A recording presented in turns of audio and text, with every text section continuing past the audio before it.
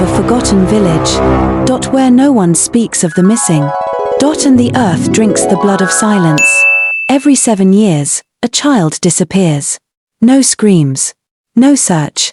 Just drums. They call it sacrifice. They call it tradition. But this time, the offering came back. And she did not return alone. This is a story by Ivie. The Village of Silence. The village of Ogugu wasn't on any map. Surrounded by thick mangroves and red earth, it was a place where time moved slowly, and silence had a sound of its own. In Ogugu, the elders didn't talk about the past. The children were taught not to ask questions. And every 7 years, during the Ije festival, a child went missing, always between the ages of 13 and 17. Nobody screamed. Nobody searched.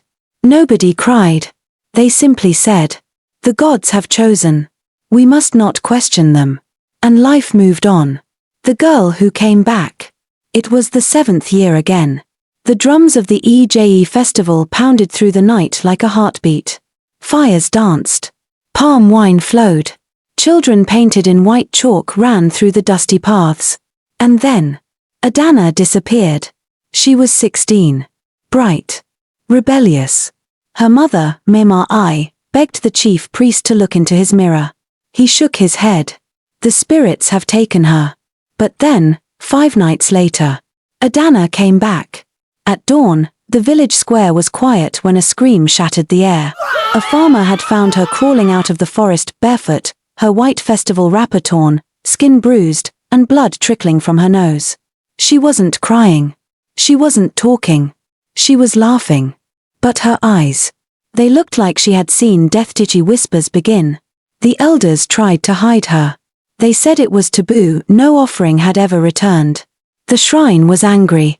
Strange things started happening. Goats were found with their throats slit, but no blood. The river turned black for 1 day, then cleared again. A woman gave birth to a stillborn, but the baby had a mirror shard clenched in its hand. And Adanna. She hadn't spoken a full sentence. She would just sit by the fire at night, muttering, "Hes still hungry. Hes still watching." Flashback, the secret society. As Adanna slowly began to remember, she told her cousin Ogugu what happened. "They tied my hands. They wore red masks. I wasn't the only one. There were others. They said the forest would decide who lives. And who feeds the god." I ran.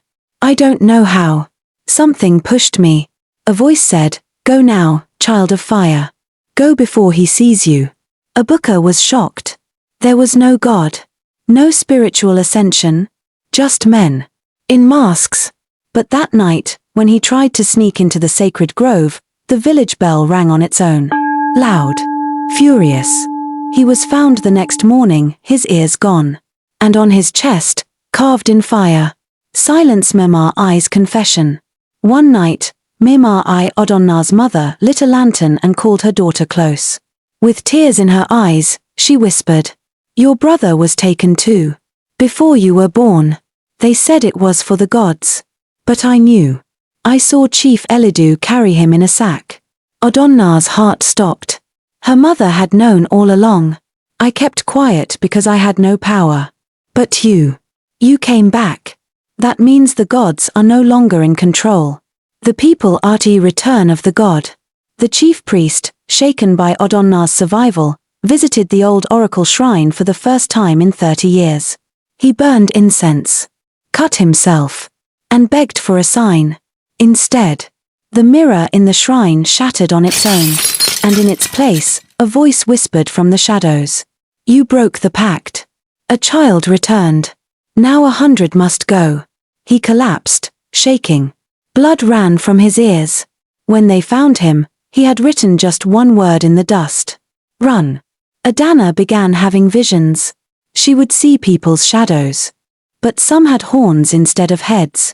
Others walked upside down. And one, Chief Elidu, had blood constantly dripping from his mouth.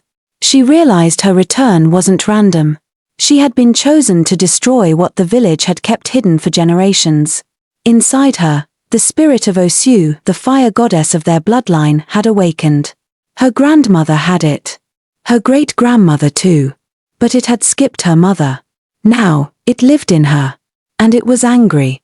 The villagers gathered in fear. Crops were dying. Children were vomiting black bile. The gods were punishing them. But Adanna stood in the square, barefoot, glowing in the firelight. She called out the names of those in the secret society.